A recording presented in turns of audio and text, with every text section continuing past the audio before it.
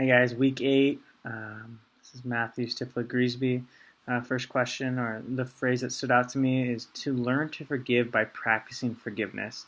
I think all too often we tell each other to forgive one another, but we don't know how, or we don't quite understand why we have to. We might say we forgive someone, but we still harbor the bitterness and the anger towards them, and we hold it against them. God calls us to not just say we forgive them, but to practice it by not holding their faults against them. When we forgive someone, it is their words and actions as we forgive. So we forgive their actions and their words, and we don't hold that against them. We don't harbor their sins that they've done to us in the past. We don't dangle that in front of them at all. We need to forgive them and let it be gone. We need to mend the friendships that are broken, seek out those that have wronged us, and sincerely ask and act out of forgiveness. And this doesn't mean sucking up to them, but it means to understand what we've done wrong or what they've done wrong and making a change. One of my favorite quotes is, "Sorry is meaningless unless the action changes." And this goes for asking and seeking and giving forgiveness. We must change the wrong that we have done, or we need to not hold the wrong someone else has done towards us. Forgiveness can be tough, but as Christians we're called to forgive everyone because Christ first forgave us. Second question, kind of to learn to forgive by practicing forgiveness can be prevalent to coaching. As a coach, if I have a player who messes up or doesn't follow my directions, I need to forgive them and not hold it against them. To show this, I can explain tactics or plays further, stay after practice, and work with my players or my students to help them further understand the things that they've done wrong. I need to also be able to show forgiveness to parents who don't abide by my rules during the games. A couple seasons ago, I had a parent haggle me to have their son play forward.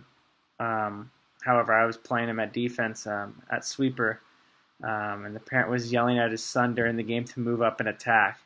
And when I told the player that he had done a good job during the game, what his job was to guard their best player from the other team.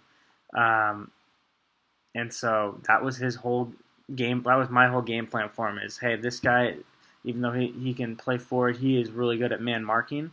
And so I had him man mark this other player because this other player, the first time we played him, had killed us, had a couple goals and assists. And so the second time around when we were playing him, I had my player guard their best player, and he did nothing to us. And the parent at the time didn't understand that, was angry that, their son wasn't going to be able to score. But for the betterment of the team, I had, this player man mark the other team's best player. After the game, the parent came to me and apologized. I told him thank you, and I explained to him the benefits of us having his son mark the best player. And I forgave the parent. And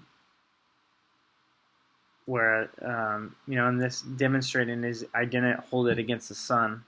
I explained to the parent, hey, this was my whole tactic. This was my plan for the game. And I let the son play through the whole game. I didn't pull the son out for the parent acting out. I didn't discipline the student or the player after, in the following games. I said,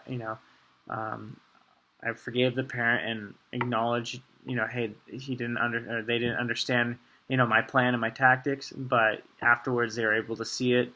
We were able to talk it out. So I think this is how I showcased forgiveness to him. And God loves us all, no matter what situation we're in, and so we need to remember to forgive, not just by words, but through actions and not holding it against him. So, all right, guys, have a wonderful week.